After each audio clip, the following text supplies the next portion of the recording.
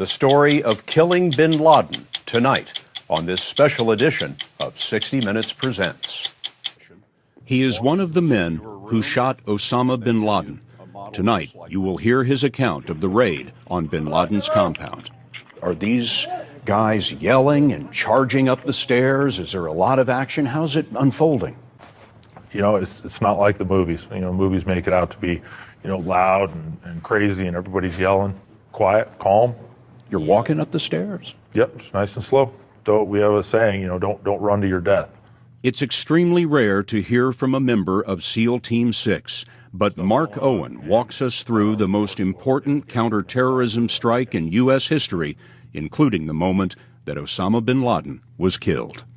We both engaged him several more times and then rolled off and then continued clearing the room. When you say you engaged him, what do you mean? Fired. You shot him? Yeah.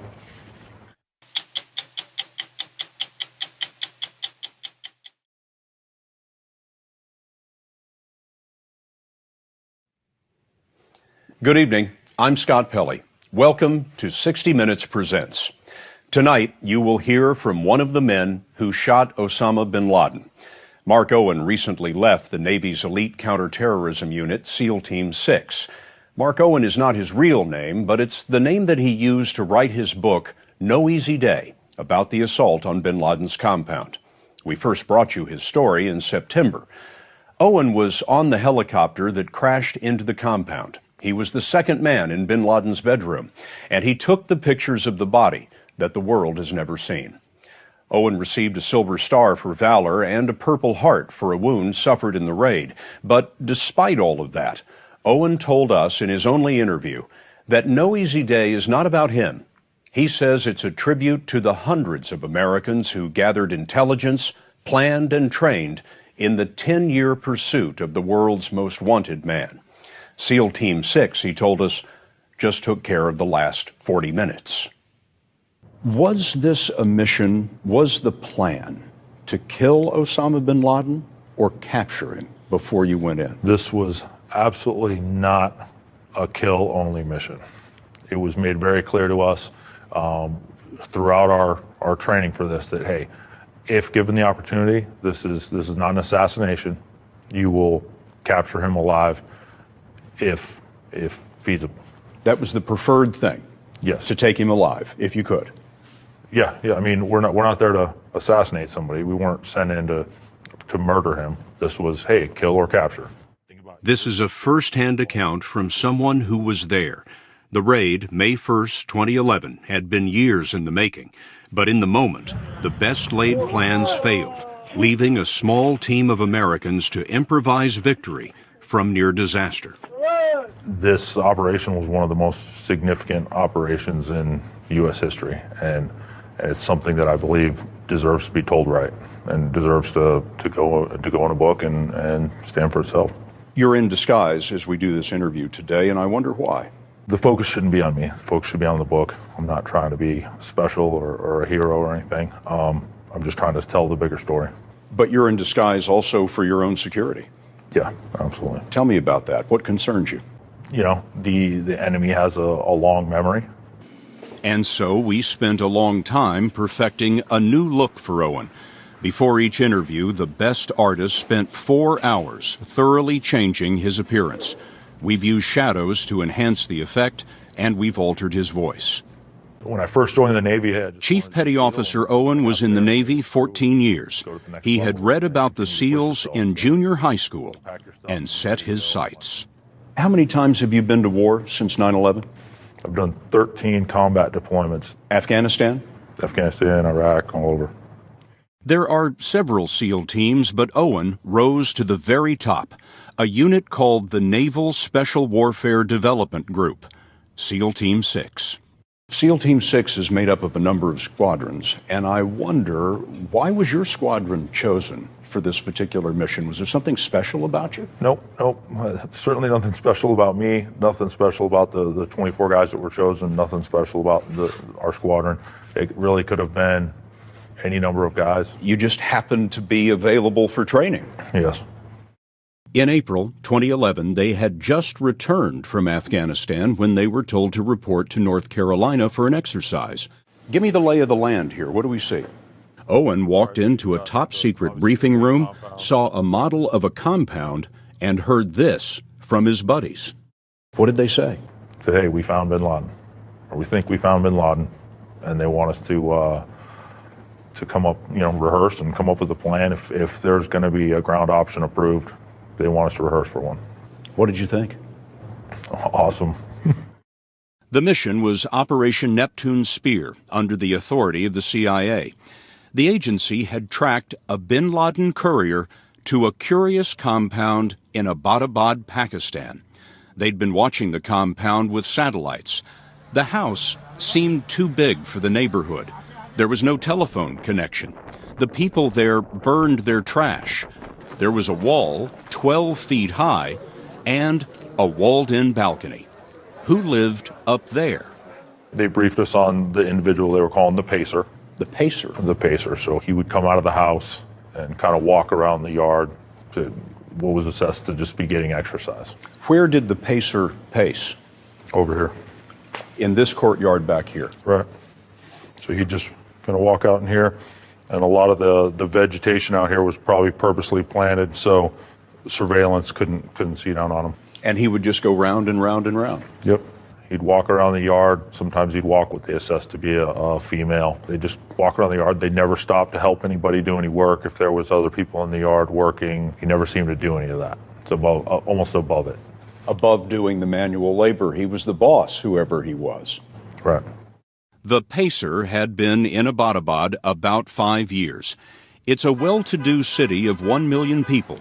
The compound was about a mile from the Pakistani military academy. In terms of the inside of the house, how much did you know? Zero. So once you went through the door, you didn't know what you were going to be facing. Right. But again, it goes back to that years of experience. I mean, we've done this a million times. Raids like this were common many nights in Afghanistan and Iraq, and looking at the model, the SEALs didn't think of this as particularly challenging. The tricky part was getting there. The U.S. wasn't telling Pakistan, so the helicopters could be shot down by Pakistan's modern air defenses. The pilots were from the Army's 160th Special Operations Aviation Regiment. 2 modified Blackhawks, call signs Chalk 1 and Chalk 2, would drop 24 SEALs and a Belgian Malinois combat dog named Cairo. Chalk 1, which is the one I was on, was going to hover over the compound here. We would drop the 2 fast ropes, slide down the ropes into the courtyard here, and then go about our business while Chalk 2 would land out here, just over here by the road, drop the external containment team off. They would provide security external. We'd have 2 men, and our combat assault dog would do a quick patrol of the perimeter down to the south and around to make sure that there was no tunnels underneath the walls if somebody did hear us coming and had time to escape. After dropping those guys off, the second helo was going to come up, hover over the 3rd floor, drop off the remaining guys. They would then hop right down into the balcony, assaulting from the top down, and our guys would assault from the bottom up. A few days after getting the mission, they had their plan, and so began weeks of rehearsals on a full-size version of the compound built in North Carolina. How many times did you assault it? How many times did you train on it? A lot. Between when we got the mission and when we left for Afghanistan, we probably get 100 times. So how unusual was this kind of training? Yeah, very unusual. I've never had all the mock-ups. I've never rehearsed for something for 3 weeks. One rehearsal had an audience. The nation's highest-ranking officer, Admiral Mike Mullen, chairman of the Joint Chiefs, the head of Special Operations, Admiral Eric Olson, and observers from the White House. One of the things that I liked after the fact was I remember Admiral Mullen coming by and talking to each one of us, and then Admiral Olson as well. And I thought that was cool. They walked by, shook each of our hands, and said, "Hey, are you guys ready? Can you guys pull this off?" And I'm pretty sure to a man we all said yes, absolutely. The team got several days off at home around Easter. Then, in late April, about a month after they got the mission, they loaded on a plane bound for a U.S. base in Afghanistan. The president wasn't convinced yet. No one confirmed that bin Laden was the pacer, so SEAL Team 6 was on standby. One of the passengers on their plane was a CIA analyst who had spent 5 years on bin Laden's trail. I can't give her enough credit. I mean, she, in my opinion, she kind of teed up this whole thing and is just, wicked smart, kind of feisty. And she was, we'd always talk back and forth. Hey, what do you think the odds of this are? What do you think the odds of that are? And, hey, what do you think? You think he's there? She's like 100%. 100% he's there. And you thought what? Well, we'll see. 3 days later, on April 30th, the president was telling jokes at the annual White House Correspondents' Dinner. CIA Director Leon Panetta's belly laugh was heard all across the room. Reporters in ball gowns and tuxedos had no idea that just a few hours before, President Obama had ordered Panetta to launch the raid. Mr. Obama kept to his schedule, thinking that on this night, it was better to have reporters drinking and laughing than asking questions. When did you first hear that the president had approved your mission? The commanding officer of our command walked in and said, hey, just got off the phone, the mission's approved. What did you think? This is big. This is cool. I'm glad I'm a part of it. The raid was supposed to be April 30th, but the weather was bad. The next night, Vice Admiral William McRaven saw the men off. He was a SEAL, and he had planned the mission as head of the Joint Special Operations Command. Just before midnight, the Black Hawks started the sprint from the U.S. base in Jalalabad, Afghanistan, to Abbottabad, about 150 miles away. The helicopters were blacked out against a clear, moonless night. The Army pilots, guided by night vision goggles, flew high speed, treetop level, under Pakistani radar. It was roughly an hour and a half. I remember, we took off, shut the doors, and the radio call I heard was, hey, we're over the border. We're crossing the border into Pakistan. And I remember thinking, wow, this is okay. This is happening. And I swear I glanced around the helicopter and half the guys were sitting there asleep on the ride in. It was an hour and a half ride. You guys got to catch a few Z's on the way in. Wait a minute. Your team is flying in to Osama bin Laden's compound, and they're asleep? Yeah, no, it's your time to just kind of shut your eyes, relax, mentally walk through whatever you need to walk through. It was about 1 o'clock in the morning, 66 degrees, 65% humidity, with calm winds. At 1 minute, we opened the door, and I just kind of swung my legs out, and I'm sitting there looking down. I'm thinking, wow, this is a beautiful spot. Houses with pools in the backyard, well lit, manicured yards. Like, wow, this is definitely not, the mud huts of Afghanistan. Somehow, there was a blackout in the neighborhood. No one will say whether that was luck or design, but it meant ideal darkness for the SEALs with their night vision goggles. You could see the compound coming. Mm-hmm. You had the door to the Black Hawk open, mm-hmm. and your legs were swung outside. Right. Make a little more room, be faster to, quicker for everybody to get out and fast rope out of the helicopter, so everybody's getting ready to fast rope. And then all of a sudden we banked hard 90 degrees. Once we went hard 90, it was very apparent that something was wrong. Owen doesn't know what went wrong, but pilots say that a chopper can lose lift when it drops into the turbulence of its own downdraft. And the turbulence would have been much worse because the downdraft was being magnified and reflected by the compound's walls. These pilots are the best in the world. You don't get better than these guys. And typically they just, boom, they move right in and they stick it. It's just like parking a car for these guys. And it was a rough ride. We were pretty low, tail rotor and everything happened to miss this wall here, and then we were just kind of sliding and falling out of the sky this way. I was now in the front of the helicopter, although I was sitting on the left side. I was now the front. My buddy right behind me, he pretty much should have fallen out. If it weren't for him hanging on to me, there's a good chance I would have been thrown from the helicopter. As the helicopter is going down, what were you thinking? This is going to suck, hey, wow. The carefully rehearsed plan was out the window before the first boot hit the ground. With one helicopter and half of the SEALs having crashed, the second helicopter abandoned the roof assault as too risky, and the SEALs began to improvise. One thing was sure now: the people in the house knew they were coming.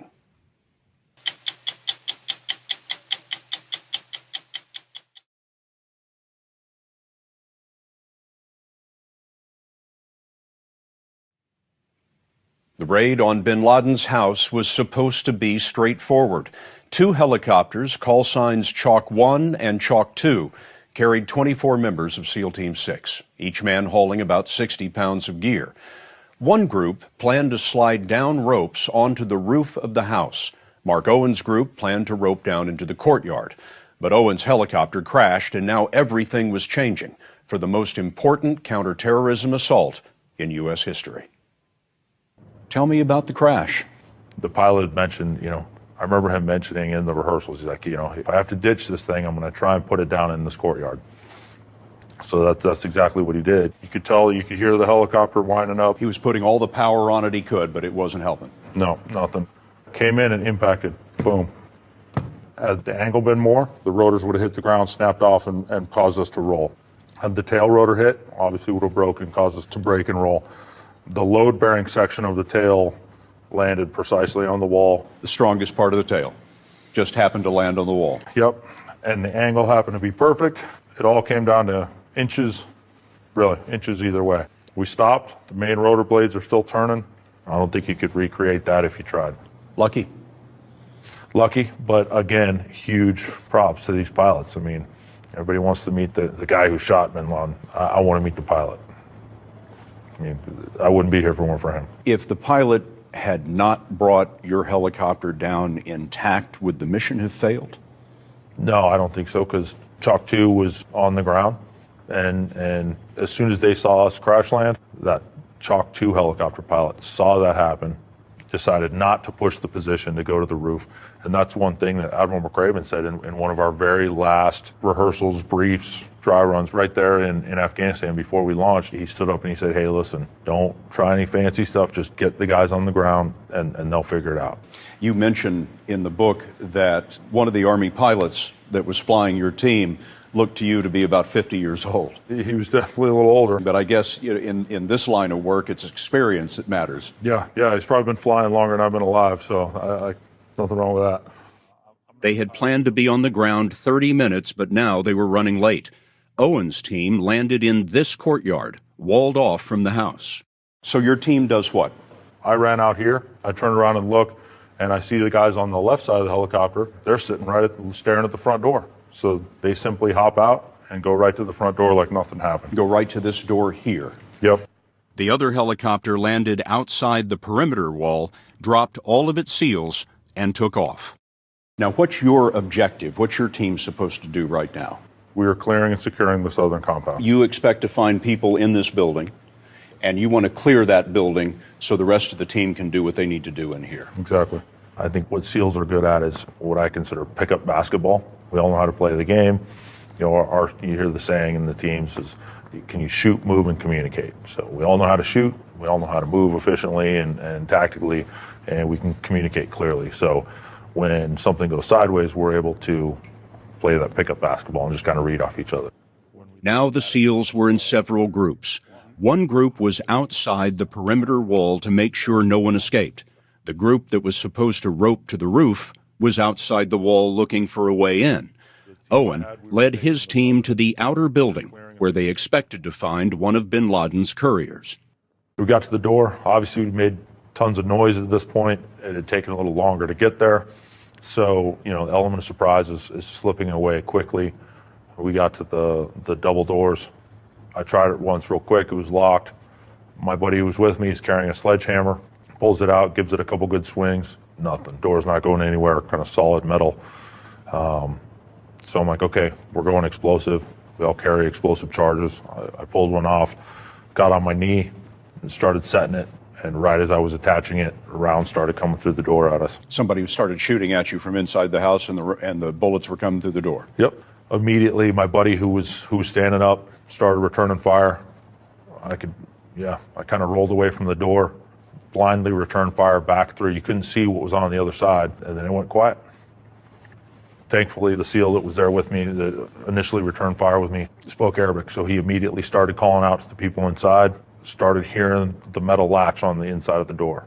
Are they going to come out with a suicide vest? Are they going to throw a hand grenade out? Are they going to, spray their AK?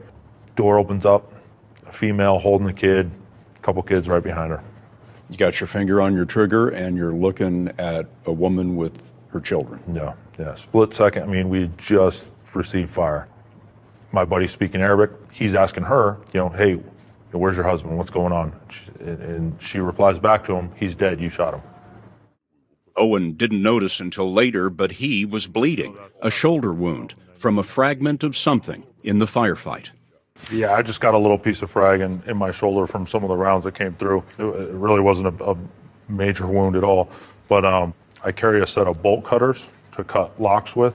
When I got back, I was checking my gears, any holes or anything, and I pull out the bolt cutters and I've got the bullet stuck in the handle. So the bullet just missed me by a little bit. The handle stick up either side of my head. Right by your neck. But you don't consider that to be a big deal? No, plenty of other guys have suffered much worse, so it's not a big deal. Within 5 minutes, Owen's team cleared the outer house. More SEALs entered the compound and converged on the first floor of the main building. Inside, they found another courier with an assault rifle. Those SEALs were in the process of shooting the second gunman. Right. And his wife jumped in front of him. All the women on target were very hostile. It's something very different than what we see in Afghanistan or Iraq. You typically don't see the women that are this aggressive and hostile. Even though the females had come out of this building and talked to us, they were still very combative and aggressive. And we saw that throughout the entire compound, even all the way up on the third floor. They secured the ground floor and then the second floor. The team continued to head up these stairs single file. The first SEAL in line is called the point man. Owen, at this point, was right behind him, number 2, going up to the third floor. The SEALs had been told they could expect one of Osama bin Laden's sons. Guys start making their way up the stairs, and it's quiet. It's pitch black in the house. No lights, all night vision. Get to the second floor. Intel had said, we think that Khalid, his son, lives on the second floor. This is Osama bin Laden's son. Yeah. The guy in front of me, who's point man, he sees the head pop out and disappear really quick around the corner. It's like, okay, who is it? What do you think? I don't know. He literally whispers, not amped up, not yelling, not anything. He whispered, hey, Khalid. Whispers Khalid's name. Doesn't know if it's Khalid or not. Khalid literally looks back around the edge of the hall and he shoots him. What was Khalid thinking at that time? Look around the corner, curiosity killed the cat. I guess Khalid too. It had been 15 minutes since the crash. It was now about 1:15 a.m. Give me a sense of what this scene is like in there. I mean, are these guys yelling and charging up the stairs? Is there a lot of action? How's it unfolding? It's not like the movies. Movies make it out to be, loud and crazy and everybody's yelling. This is what we do. We're really good at it, and so it's quiet, calm, like we've done it a million times before. We have a saying, don't run to your death. So nice and slow, and we head up the stairs. Khalid is dead on this landing. The point man is stepping past Khalid, and now you're number 2 in the stack. You're right behind the point man. Yep. I kind of trying to look around him, hear him take a couple shots, kind of see a head, somebody disappear back into the room. The point man had seen someone stick his head out a door and shot him just the way he'd shot Khalid. Yep. What did you do then? Inside the room, I could see a body laying on the ground. Over him was 2 females, real close to the door. They looked up and saw the point man. He steps in to the room, literally rushes the 2 women, grabs one under each arm and pushes them back against the far wall. So if they did have a suicide vest on and they did blow themselves up, that wouldn't affect the rest of the guys. But it would have killed him. Yeah. You stepped into the room and saw the man lying on the floor. What did you do?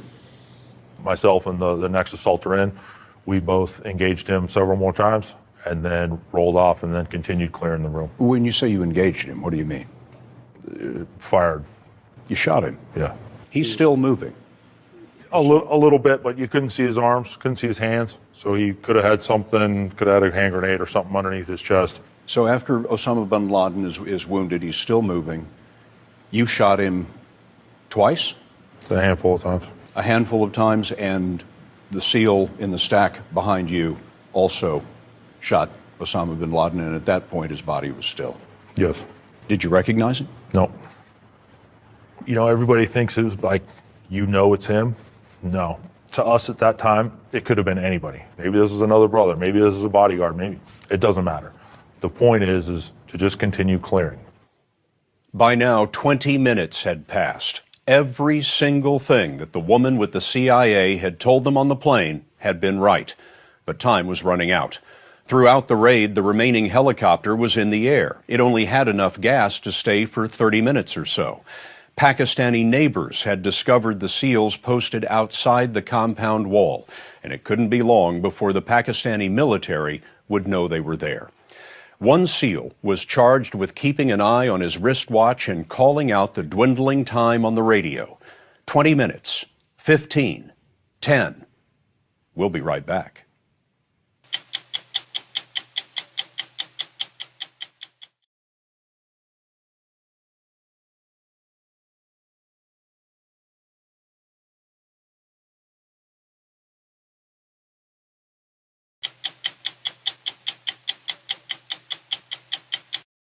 As time was slipping away, Mark Owen and a couple of other members of SEAL Team 6 kneeled around a mangled body on the third floor of the house in Abbottabad, Pakistan. Everything the CIA analyst told them about the raid on Osama bin Laden's house had checked out exactly as she said. But was this bin Laden? You know, in my mind, he looked way younger than I thought he was going to be. His beard wasn't gray at all. You know, I'd studied lots of photos of him, and they were always gray. His beard was dark black. Identifiably, he was very tall. So, okay, you can kind of chalk that up as something. Bin Laden was about 6'4". Right. His nose, to me, was something that I could kind of identify. So, kind of looking at the profile shots and everything, I was like, okay, I was pretty sure that was him. But, I'm not willing to make that call. Certainly not at that point. Not willing because Owen says they suspected the president was listening at the White House, and he was right. The helicopter crash had been reported up the chain of command. Owen says the SEALs wanted proof before anyone said anything on the radio about killing Osama bin Laden. They turned to one of the SEALs in the room, who spoke Arabic. So he moved out to where the women and kids were, grabs one of the younger kids, says, hey, who is that inside? She says, Osama. Osama who? Osama bin Laden. The child? The child. Identified him? Yep. Grabbed one of the females, asked her again, say, hey, who is that? She said, Osama bin Laden. So. Does a cheer go up among the SEALs? You start shaking hands, patting each other on the back? Nothing. It's all business. We're on a clock here. So we call up the commanding officer. He comes upstairs, looks at the body. We give him what we have so far. Hey, here's what he looks like. Take a look. He's tall. Women and kid confirm it. He took one look, said, okay, I think that's him. The commander used the code word for bin Laden, Geronimo, as he passed the message to Admiral McRaven. For God and country, he said, I pass Geronimo, Geronimo, EKIA, which stands for enemy, killed in action. 20 minutes had passed. 10 minutes left on the schedule. We wanted to collect DNA samples. We wanted to take photographs of them, and then we wanted duplicate copies of that. So obviously we're taking the body out, but if a helicopter got shot down on the way out and it had the body, we wanted the other helicopter to have DNA and photos so they'd have some sort of evidence that said, hey, we do have them, and here it is. You wanted duplicates of everything? Yeah, just in case. You thought of everything? We tried. One SEAL took blood and saliva samples. Owen took the pictures. I figured these were probably some of the most important photos I'd ever take in my life. So, make sure I do it right, get good angles and all this other stuff. But, you got to clean off the face so it's as identifiable as possible. So one of my buddies had a Camelback with some water in it. Got some, spread some water on him, took a sheet off the bed, kind of wiped the blood off, and then took photos. Wiping the blood off of Osama bin Laden's face. Camelback is one of those backpacks that has a water bladder in it, and you use it to drink water out of, but you used it to wash his face, and you shot pictures of his face in a profile. Can you describe what they look like? They're pretty gruesome. Well, when you say gruesome, what are we talking about? He had a bullet wound in the head, so that gruesome. 2 SEALs took the body downstairs and zipped bin Laden into a bag. In the bedroom, Owen found an assault rifle and a pistol on a shelf.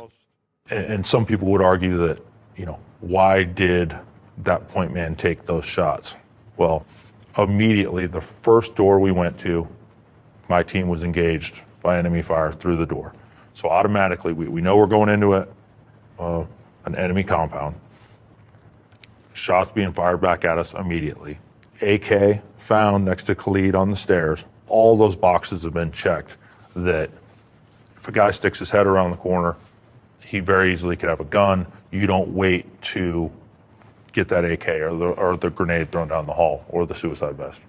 So in the split second, that's when he engaged. He did have a gun, but he didn't use it. And I wonder what you make of that.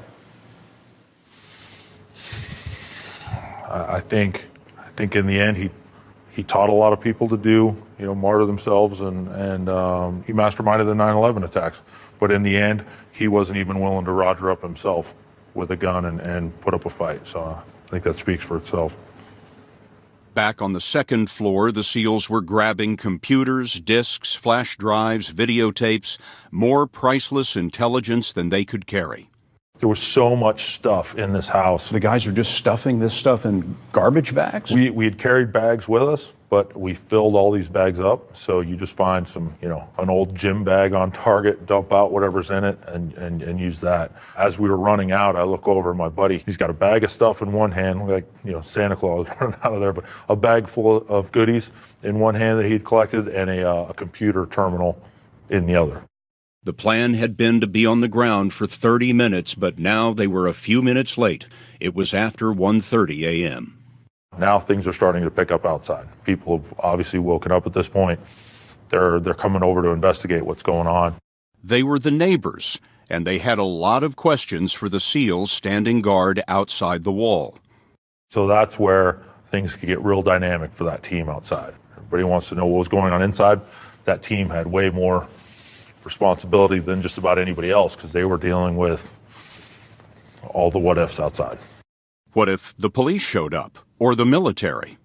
We're running out of time. We got to get going. There's neighbors approaching. The interpreter that was out here said, "Hey, there's a police operation going on here. Go back to your homes." And they'd simply go back away. Among the unfinished business was the crashed helicopter. It was a secret design loaded with secret gear. They had to blow it up. A message was passed to their explosives expert, called the EOD man. Prep it to blow, they said. But the "it" in the message was a little vague. The EOD guy thinks he means prep the house to blow. So there we are in the middle of this, and he's like, "Okay, roger that, prep it to blow." So he's running around the first floor of the house, setting his charges, getting ready to blow up the house. And somebody looks over at him and is like, dude, what are you doing? He's like, "Oh, I'm prepping it to blow." He's like, not the house, the helicopter. Well, he hadn't got the word that there was a helicopter even down. He's like, "What helicopter?" It's like, "The one in the courtyard, go take a look." So he runs outside, sees the helicopter, and then they proceed to rig it to blow. It was past time to go. 2 large helicopters called CH-47s, filled with reinforcements and fuel, had been standing by during the raid. The remaining Black Hawk would return for half of the SEALs. A CH-47 would pick up the rest. The Black Hawk that's picking us up lands first. We run through the field carrying the body in the body bag, load the remaining Black Hawk, and then we slowly lift off and move away. While they're waiting for the 47 to come in, the timer on the charges is ticking down. The explosion on this helicopter is coming. How much time have they got? Not much left. Minutes. They're under 30 seconds. They're running down. The team leader that was in charge of the demo team, he gets a hold of the commanding officer, gets him on the radio talking to the 47, tells the 47 to do a go-around. As he's doing the go-around of the south, boom, the charge goes. Our Black Hawk's already gone. This explodes, big, huge explosion. The 47 comes right back around, lands, the guys load on, and now they're airborne. We're done. We're clean from the target. That glow at the compound was the helicopter on fire.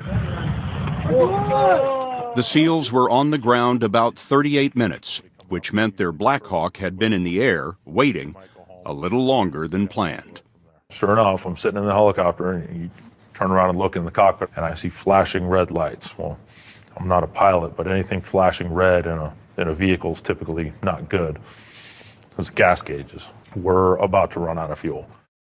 During their escape, the SEALs were forced to land in Pakistan. One of the CH-47s was waiting on the ground and refueled their Black Hawk.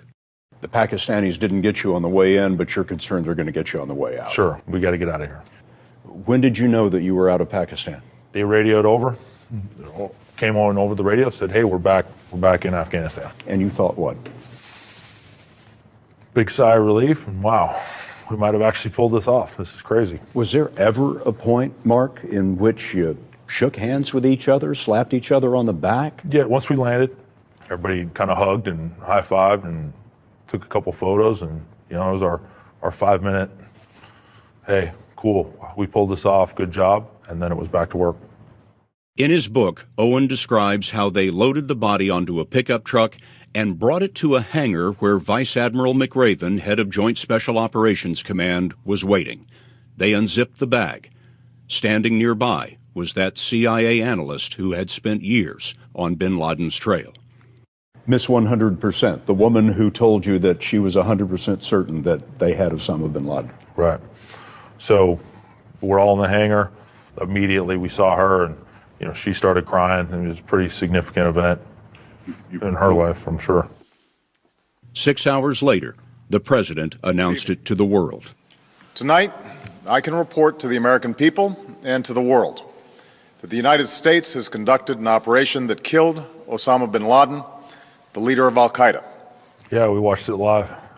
It was they had some TVs set up in the hangar that we were at, and literally still in your camouflage uniform, our gear kind of set to the side, and we heard it was coming on. We went and gathered around and watched the address. What did you think? Now the world knows that we've got him.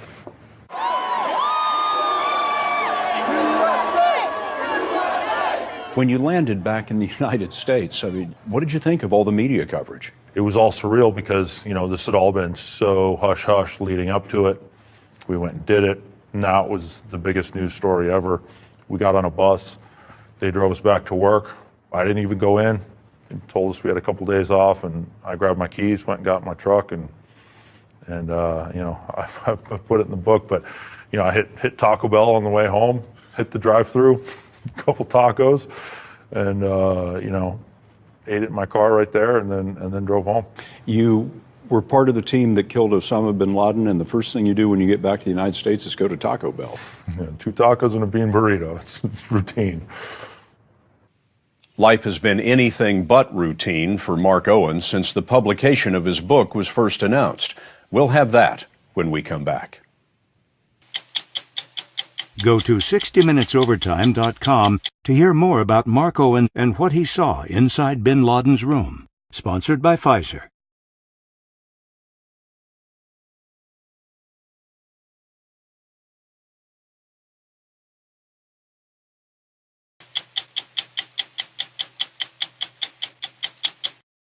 Days after returning from the raid in Abbottabad, Pakistan, Mark Owen's squadron boarded an ancient C-130 transport plane for one more mission.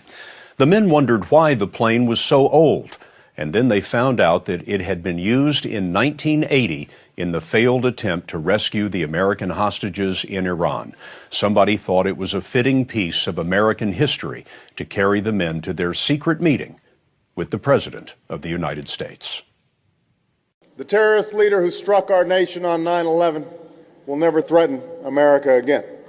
President Obama was making a speech at Fort Campbell, Kentucky, and he met with the bin Laden team privately. All of the men would receive a Silver Star for valor. Did the President ask you guys which ones of you had shot Osama bin Laden? Yeah, he asked who was the one, and we told him we wouldn't tell him. You wouldn't tell him, why not? Pulling a trigger is easy. You know, a couple pounds of pressure in your trigger finger, and I've done it millions of times, and it's not that hard. You know, so it's not about who that one person was, it's who, you know, it was about the team or the helicopter pilots or the intel folks that teed this whole thing up. Who cares who the one person is? It doesn't matter. I wonder, in writing this book, whether you're worried that some of your fellow SEALs will be angry with you. You know, I've had nothing but an outpouring of support from the guys who know me. To quote one of my friends, he said, "Hey, if anybody can tell this story and do it right, it's you." And I'm not taking that, I'm trying to toot my own horn. They know I'm doing it right. You say in the preface to the book that if a reader is looking for secrets, this isn't their book. No, absolutely not. I'm not talking secrets, I'm not talking tactics, I don't even get into any of that stuff. But I really try and give the reader a sense of what it's like to be there.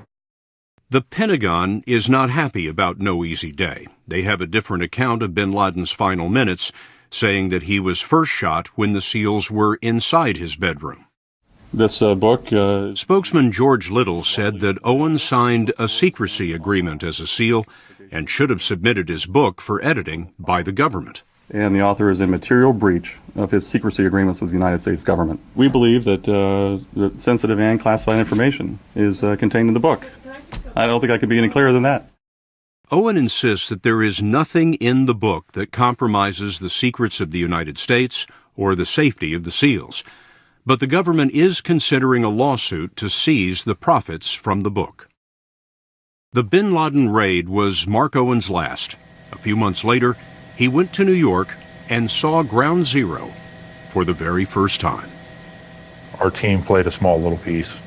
Some people would argue bigger, but you know, to us it's we were just doing our job, it's not a big deal. We were just lucky to be at the right place at the right time. But then going to New York and where the World Trade Centers stood at one point, and it just very, very emotional. Nearly 3,000 people were killed right there alone. It was emotional, and it was like, you know what, it was ready to move on, full circle. Your team had avenged those deaths. Absolutely. When word of the book, No Easy Day, came out last August, a cable news channel learned Mark Owen's real name and reported it. Since then, others have reported his name, but we will not. Owen wants to donate most of the profits from the book to charities that support families of fallen troops, but that will depend on the outcome of any legal action by the government. For his part, Mark Owen wanted us to know that he thinks of what he's written as a public service to get the history straight, and as a tribute to every Navy SEAL, wherever they may be serving tonight.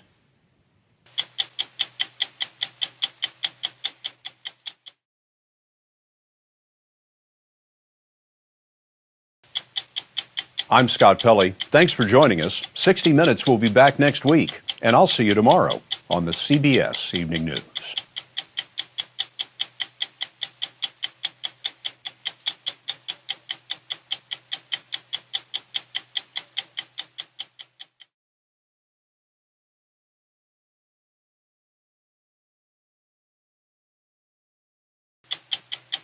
The story of killing bin Laden tonight on this special edition of 60 Minutes Presents.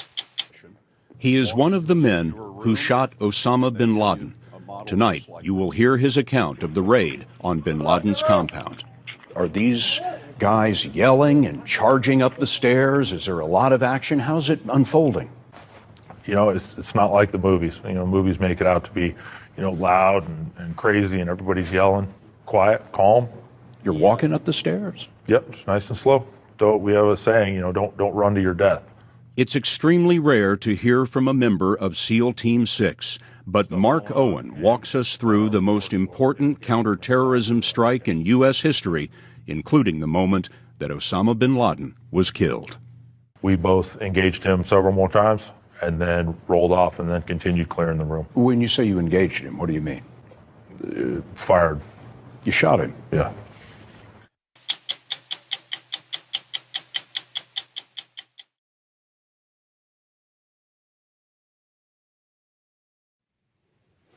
Good evening. I'm Scott Pelley. Welcome to 60 Minutes Presents. Tonight, you will hear from one of the men who shot Osama bin Laden. Mark Owen recently left the Navy's elite counterterrorism unit, SEAL Team 6. Mark Owen is not his real name, but it's the name that he used to write his book, No Easy Day, about the assault on... So he just kind of walk out in here, and a lot of the vegetation out here was probably purposely planted so surveillance couldn't see down on him. And he would just go round and round and round. Yep. He'd walk around the yard. Sometimes he'd walk what they assessed to be a female. They just walk around the yard. They never stopped to help anybody do any work. If there was other people in the yard working, he never seemed to do any of that. It's above, almost above it. Above doing the manual labor, he was the boss, whoever he was. Correct. The Pacer had been in Abbottabad about 5 years. It's a well-to-do city of 1 million people. The compound was about a mile from the Pakistani military academy. In terms of the inside of the house, how much did you know? Zero. So once you went through the door, you didn't know what you were going to be facing. Right. But again, it goes back to that years of experience. I mean, we've done this a million times. Raids like this were common many nights in Afghanistan and Iraq, and looking at the model, the SEALs didn't think of this as particularly challenging. The tricky part was getting there. The U.S. wasn't telling Pakistan, so the helicopters could be shot down by Pakistan's modern air defenses.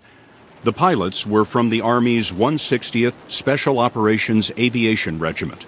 2 modified Blackhawks, call signs Chalk 1 and Chalk 2, would drop 24 SEALs and a Belgian Malinois combat dog named... Nothing special about the 24 guys that were chosen, nothing special about our squadron. It really could have been any number of guys. You just happened to be available for training. Yes. In April 2011, they had just returned from Afghanistan when they were told to report to North Carolina for an exercise. Give me the lay of the land here. What do we see? Owen walked into a top-secret briefing room, saw a model of a compound, and heard this from his buddies. What did they say? Today we found bin Laden, or we think we found bin Laden, and they want us to come up, rehearse and come up with a plan. If there's going to be a ground option approved, they want us to rehearse for one. What did you think? Awesome. The mission was Operation Neptune Spear, under the authority of the CIA. The agency had tracked a bin Laden courier to a curious compound in Abbottabad, Pakistan. They'd been watching the compound with satellites. The house seemed too big for the neighborhood. There was no telephone connection. The people there burned their trash. There was a wall 12 feet high and a walled-in balcony. Who lived up there? They briefed us on the individual they were calling the Pacer. The Pacer? The Pacer. So he would come out of the house and kind of walk around the yard to what was assessed to just be getting exercise. Where did the Pacer pace? Over here. In this courtyard back here? Right. To improvise victory from near disaster. This operation was one of the most significant operations in U.S. history, and it's something that I believe deserves to be told right and deserves to go in a book and stand for itself. You're in disguise as we do this interview today, and I wonder why. The focus shouldn't be on me. The focus should be on the book. I'm not trying to be special or a hero or anything. I'm just trying to tell the bigger story. But you're in disguise also for your own security. Yeah, absolutely. Tell me about that. What concerns you? You know, the enemy has a long memory. And so we spent a long time perfecting a new look for Owen. Before each interview, the best artist spent 4 hours thoroughly changing his appearance. We've used shadows to enhance the effect, and we've altered his voice. When I first joined the Navy, Chief Petty Officer Owen was in the Navy 14 years. He had read about the SEALs in junior high school and set his sights. How many times have you been to war since 9/11? I've done 13 combat deployments. Afghanistan? Afghanistan, Iraq, all over. There are several SEAL teams, but Owen rose to the very top, a unit called the Naval Special Warfare Development Group, SEAL Team 6. SEAL Team 6 is made up of a number of squadrons, and I wonder, why was your squadron chosen for this particular mission? Was there something special about you? Nope. Certainly nothing special about me. Bin Laden's compound. We first brought you his story in September. Owen was on the helicopter that crashed into the compound. He was the second man in Bin Laden's bedroom, and he took the pictures of the body that the world has never seen. Owen received a Silver Star for valor and a Purple Heart for a wound suffered in the raid. But despite all of that, Owen told us in his only interview that no easy day is not about him. He says it's a tribute to the hundreds of Americans who gathered intelligence, planned and trained in the 10-year pursuit of the world's most wanted man. SEAL Team 6, he told us, just took care of the last 40 minutes. Was this a mission, was the plan to kill Osama bin Laden or capture him before you went in? This was absolutely not a kill-only mission. It was made very clear to us throughout our training for this that, hey, if given the opportunity, this is not an assassination. You will capture him alive if feasible. That was the preferred thing? Yes. To take him alive, if you could? Yeah. I mean, we're not there to assassinate somebody. We weren't sent in to murder him. This was, hey, kill or capture. This is a first-hand account from someone who was there. The raid, May 1st, 2011, had been years in the making, but in the moment, the best-laid plans failed, leaving a small team of Americans